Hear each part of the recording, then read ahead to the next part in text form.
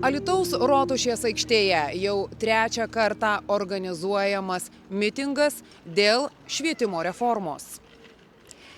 Jau šį ketvirtadienį Alytaus miesto savivaldybės taryba svarstys šį klausimą ir nors visi komitetai, išskyrus kultūros, švietimo ir sporto komitetą, pritarė šiam klausimui, taip pat Alytaus miesto vadovai nekartą interviu metu yra tvirtinę, jog vaikų ugdymo sąlygos tikrai nepablogės, nebus atleidžiami darbuotojai. Vis tik tarybos opozicija nori atkreipti dėmesį į šį klausimą.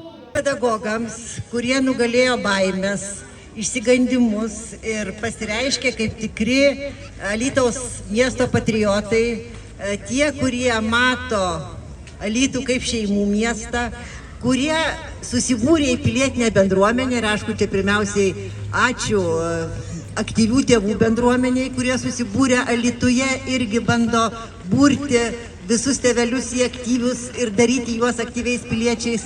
Jūs esate didžiausia pamoka tiem mažiesiems Alytaus vaikam ir piliečiams, kurie dar neturi piliečių teisės, bet jie iš jūsų pavyzdžio mokosi būti piliečiais.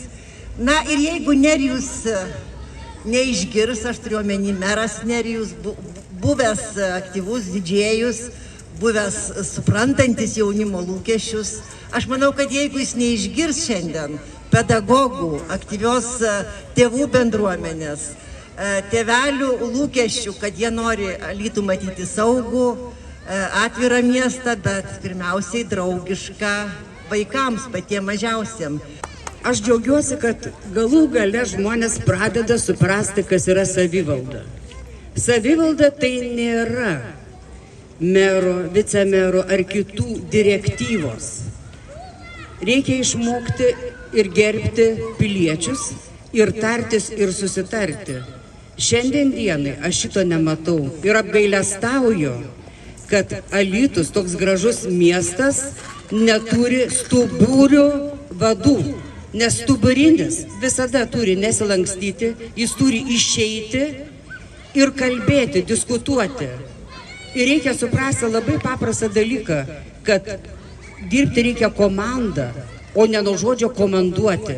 Noriu pasakyti, kad visiškai 100% palaikau tėvelių, darbuotojų ir apskritai alytiškių reikalavimą, kad Alytaus miesto taryba neskubėtų, nes tikrai tam laiko yra. Nedarytų blogiau, negu kad dabar yra gerai. Dar kartą susėstų prie stalo, dar kartą išdiskutuotų, nes tik diskusijose gimsta tiesa ir gimsta geriausi sprendimai. Nežinau, kiek kartų kreipiausi asmeniškai į kiekvieną tarybos narį, ypatingai socialdemokratų frakcijos. Dabar dar kartą viešai raginu, neskubėkim. Ketvirtadienį palikim šį klausimą ateičiai. Susėskim prie stalo, dar kartą pagalvokim. Nieko, viena savaitė ar kelios savaitės ar ir mėnuo, nieko blogo nuo to neatsitiks.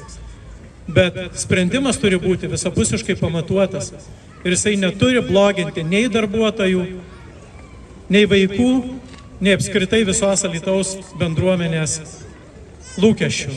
Kaip yra svarbu įtrauktis? Įdomu, ką tai reiškia? Jeigu įtraukiame žmonės visus, kodėl neįtraukia jūsų, kodėl neįtraukia mūsų visų darbuotojų, tėvų, vaikų pagaliau? Yra ir vyresniųjų, šalia manęs yra ir gimnazistai, kuriems tai yra svarbu ir aktualu. Kada ta įtrauktis iš tikrųjų ką nors lems ir kada mus tikrai ten įtrauks tada? Ar įtraukiam tik tai tuos, kurie yra silpnesni, o tie, kurie gali pasisakyti, jie yra nebesvarbus? Aš noriu pasakyti labai vieną svarbų dalyką. Jeigu jums teko stebėti paskutinių dienų įvykius, ką mes labai aiškiai pamatėme.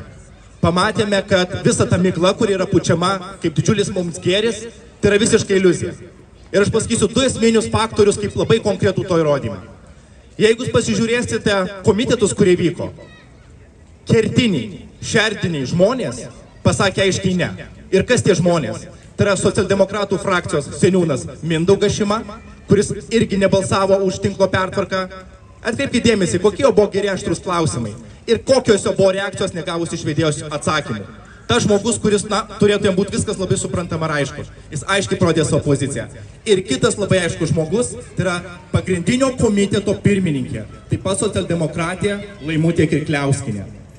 Žmogus švietimietis, daugybę metų praleidė su švietimu, taip pat savo poziciją pasakė gana.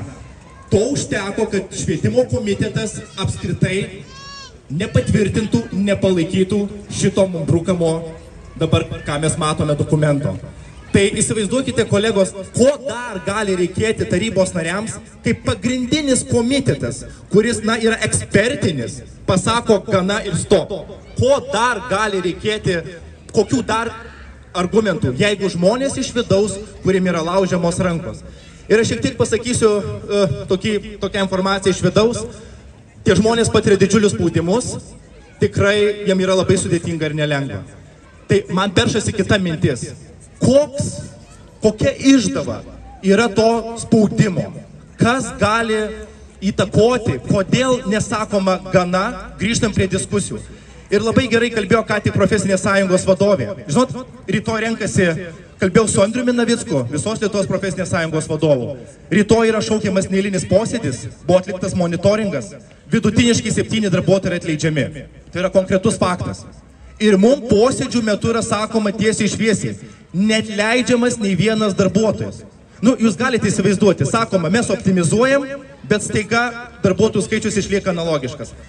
Buvo padarytas vertinimas, mes matom konkrečius rezultatus. Žinau, dabar skubos tvarka yra rengiama susitikimas, galbūt teisiniai tam tikri ruošiami dokumentai. Ir jeigu jūs paklausysite, pabaigai pasakysiu komitetą, žinokit, aš viso gyvenime esu girdėjęs, bet mes vėl uždavėme tuos pačius klausimus. Tiek ugdymo kokybė, tiek finansinis rezultatas. Ir žinot, kas yra pasakoma, jūs jį pajausite. Vėl kartojasi tas pats pasakymas. Kaip gali pajausti tokį dalyką kaip finansus, kai yra labai aiškios sakomos išraiškos. Tai laukia ketvirtadienis, tikrai nelengvas posėdis. Ir šiandien jūsų šita gausa, man atrodo, labai aiškiai pasako, kad mums yra ne tas pats. Žiūrovams dar syk priminsime, kokiagi planuojamo švietimo reformos esmė. Tai palies 10 ugdymo įstaigų. Prie Senamiesčio pradinės mokyklos būtų prijungti lopšeliai darželiai Pušinėlis ir Girinukas. Prie Dainavos progimnazijos lopšeliai darželiai Saulutė ir Pasaka. Prie Volungės progimnazijos lopšelis darželis Volungėlė. O prie Panemunės progimnazijos lopšelis darželis Putinėlis.